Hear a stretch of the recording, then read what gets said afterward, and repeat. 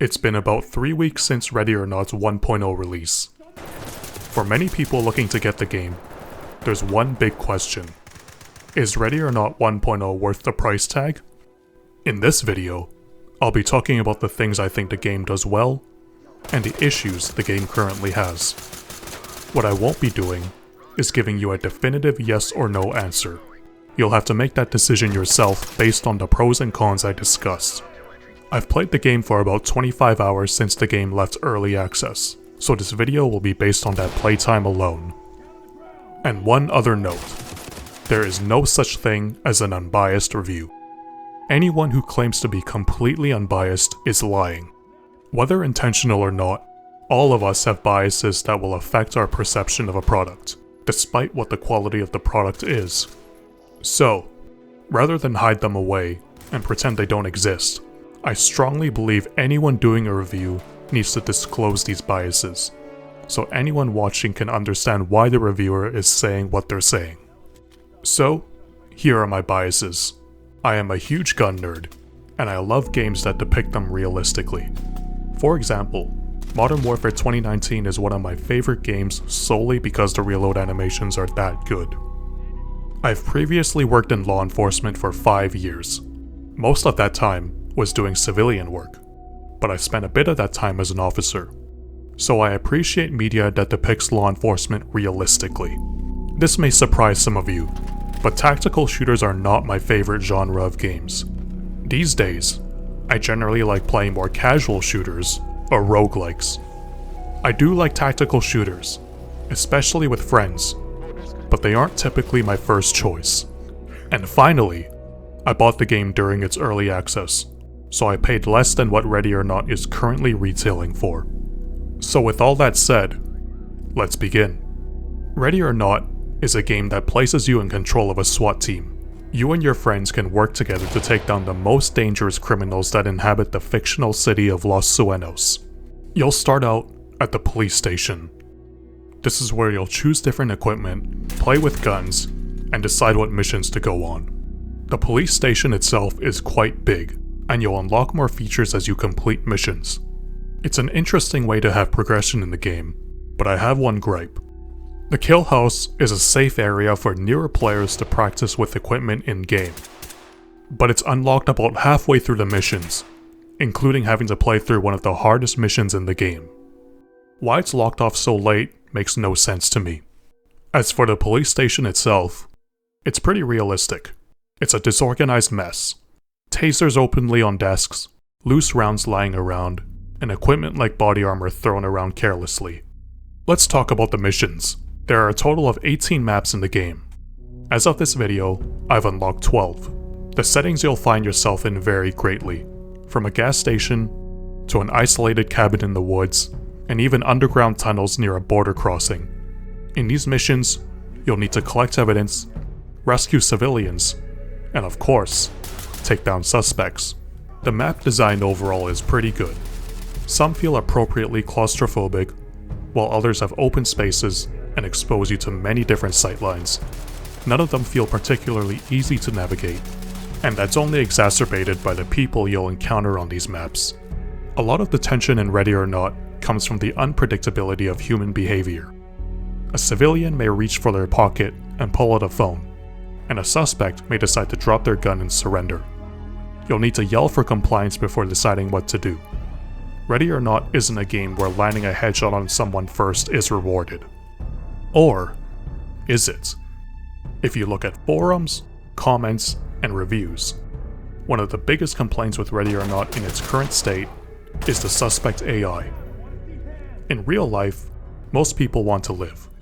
Looking at Los Angeles Police Department statistics, their SWAT team responded to 1,350 incidents between 2012 and 2022. Of those incidents, they used force 105 times. And of those 105 times, only 20 involved on-duty shootings. All this is to say that SWAT teams in real life rarely get into gunfights. Most of the time, suspects are going to surrender to a SWAT team. And typically, when gunfights do happen, SWAT teams aren't taking on groups of heavily armed criminals using small unit tactics. Now, I understand that Ready or Not is a video game. If every suspect surrendered, the game would probably get boring pretty fast. But right now, Ready or Not suspects seem to be the complete opposite. No matter if they're a low-level drug dealer or gas station robbers, it seems like almost every suspect is ready to die fighting in a shootout against the cops. The other problem with suspect AI is their accuracy. It seems like every suspect is a descendant of John Wick, because more often than not, you'll get shot in the face before you can react. They also can shoot you through walls, and can track you almost perfectly, despite not having a line of sight on you. This makes it feel like yelling for compliance will at best lead to a gunfight, and at worst, get you killed. This means that for all suspects, you'll either need to use a grenade, use a non-lethal weapon, or just shoot them on sight. I played with some friends who were new to the game, and I explained that you need to try and arrest suspects alive. Well, they yelled for compliance, and tried to use tools like the grenades to make suspects surrender. But they were still dying, and to them, it felt like the suspect's instant reaction to the commands was to shoot back. Eventually, my friends were frustrated enough that they resorted to shooting anyone that was armed. And honestly, I can't really blame them. Shooting first and asking questions later is generally unrealistic for any law enforcement team, but in Ready or Not, it feels like it's the only way to survive some of the levels. Having every suspect surrender would make for a boring game, but having every suspect be willing to get into a gunfight with SWAT gets old as well.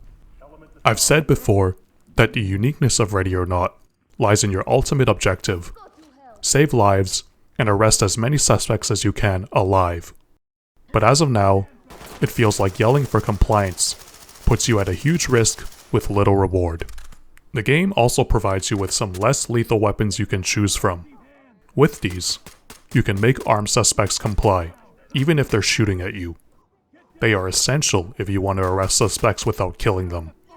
However, there's two problems with them. One, they aren't always reliable. In some scenarios, suspects will still decide to fight back even after breathing in tear gas and being hit with multiple beanbag rounds. And given the suspect's accuracy, this can lead to your death. The other problem with non-lethal is that it's just not as fun compared to bringing a gun. No one wants to bring a paintball gun when you can be using an HK416 or SA-58 OSW instead. And with how well the guns are modeled, and how fluid the gunplay is, it's much more satisfying and realistic to shoot someone who's shooting at you. But when the game expects you to minimize casualties, it often feels like you're being forced into using non-lethal methods, to the point of ridiculousness. No real SWAT team is bringing beanbag rounds against criminals with body armor and light machine guns. It feels like I've done a lot of complaining so far, so let me talk about some of the things I enjoy. Teamwork in Ready or Not is essential. You can either play with friends or have AI teammates. With friends, you'll need to work together to be successful in missions. If you don't have anyone to play the game with, the official Ready or Not Discord group has many LFG channels that let you drop in and play with others. Generally, I've had pretty good experiences with this. Alternatively, you can play with the SWAT AI. They've received an overhaul since the 1.0 update, and are overall pretty good. They'll clear rooms, watch for potential threats, and secure civilians on their own. They aren't perfect. Sometimes, they'll arrest suspects before the room is clear, and they'll have trouble throwing grenades into a room if they aren't stacked up. But overall, they're competent enough. When playing with a team, you'll be bringing in different equipment based on your role. Ready or Not has quite a variety for you to choose from. Shields, battering rams, and gas grenades are just some of your options. This gives the game replayability, since you can try out different equipment and see which ones you like best. Personally, I found myself liking the shield quite a bit. And of course, the reason why many of us bought the game: the guns. To date, I don't think there's any game that models guns as realistically as this one. And of course, The reloads are very realistically animated. It's one of my favorite parts of the game. The sounds in this game are also very well done. The sounds of the guns alone deserve a mention. I got it. And all the small sounds, from stocks being unfolded to the metal on metal sound of a mag being inserted into a gun, are details that help immerse you into the world. So overall, the game does a pretty good job placing you into the role of a SWAT officer. With some tweaks to the AI, the game would likely be much closer to the SWAT simulator it's trying to be. But there's one other issue I haven't talked about: the performance. Since the 1.0 release, performance has become quite inconsistent. I don't have the greatest setup: an AMD 2700X processor with a NVIDIA 1660 Ti GPU, but I was able to get about 80 to 100 frames in early access. In 1.0, I can still get 80 to 100 in some areas, but frames will drop to 60 and below relatively frequently, occasionally even below 30 frames. In my opinion, this is probably the biggest issue with the game right now. Any realism or immersion doesn't matter if your game is running like a slideshow. The devs have also committed to addressing performance issues, and in fact, have already released a hotfix after the 1.0 update. But time will tell if they manage to improve performance for the game. And the last thing to talk about: Commander Mode. It's been marketed as a campaign mode, where you go about the same missions, but also have to micromanage the officers under your command.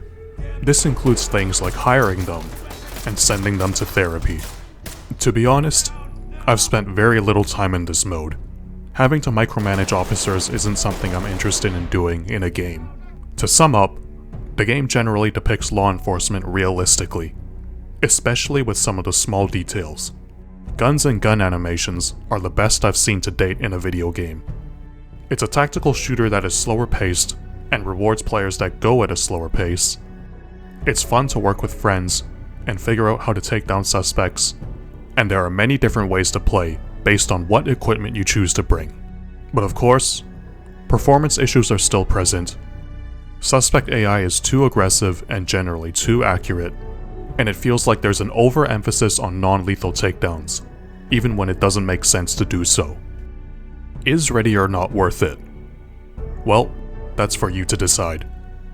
Personally, I've been enjoying the game, but I have to acknowledge that the game has issues in its current state. Time will tell whether the state of the game improves, but I have hope that the game will be better than it already is.